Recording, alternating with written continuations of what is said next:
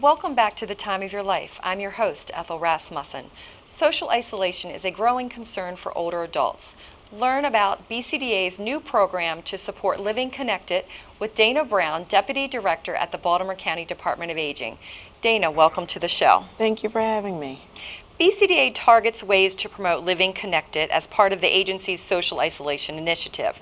Can you share information about social isolation and why it's a growing concern? Certainly. Well, first of all, what we know is that we're all social creatures, and as we get older, our social circles tend to diminish. So when we're younger, we have a number of social circles, including work, family, fun, school, but as we get older, a lot of those things diminish because of retirement, because of loss of family, because of loss of spouse, just because of loss of functioning and the ability to get out and about. So one of the things that we also know is that probably about a third of all older Americans across the country live alone. Now that doesn't necessarily mean they're socially isolated, but the likelihood that is a possibility does exist. And those who are socially isolated are much more prone to a lot of health and mental health issues, hypertension, even cognitive decline and Alzheimer's disease, depression, you name it. So the ability to be able to connect with people is really important and what helps people to thrive and survive and have a much better quality of life as they get older. And what we've done at BCDA over the past year and what we've done for the past 40 years is help people stay living connected in their communities.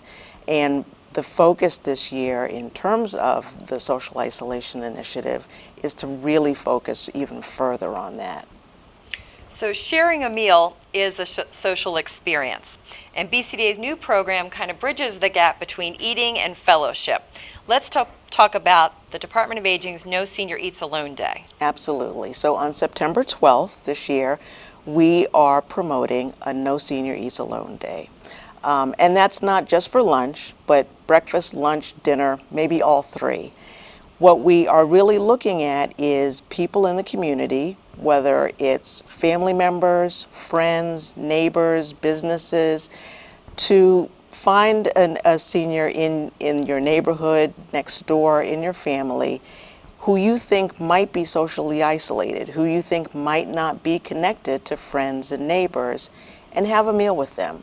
Sometimes the best way to get someone back to being connected is to just break bread. So we're really promoting this, and there are a number of ways that people can do this. So if Baltimore communities would like to participate and support seniors on this day, how can they get involved? Well, like I said, there are a number of ways. We have 20 senior centers across the county. Pick up a neighbor, pick up a friend, take them to the senior center, and we're going to be offering a special meal that day if you call ahead and make a reservation at our Eating Together program.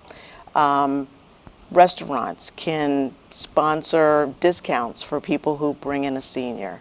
We, have if your church or synagogue or whatever your faith is, host a luncheon or a cookout for the older adults in your congregation.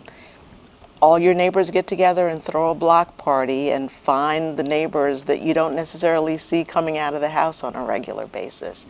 Senior housing buildings, if there are businesses that want to allow their employees to take some time off, take a senior out to lunch during work time, anything is possible.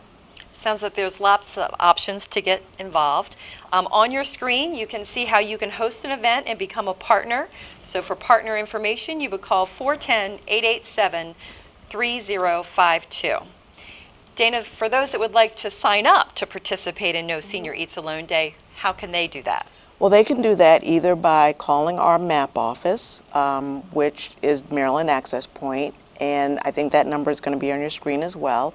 You could also go to the Senior Center, like I said, and register for the Eating Together program for that day as well. And the number that you had also just previously announced, people can call that number to look for opportunities as well. And you can also go onto the Baltimore County Department of Aging website, and there'll be links there for all of our partners. Absolutely. So let's get involved. All right, yes. Thank you for yes. being on the show today. No, and thank you for having me.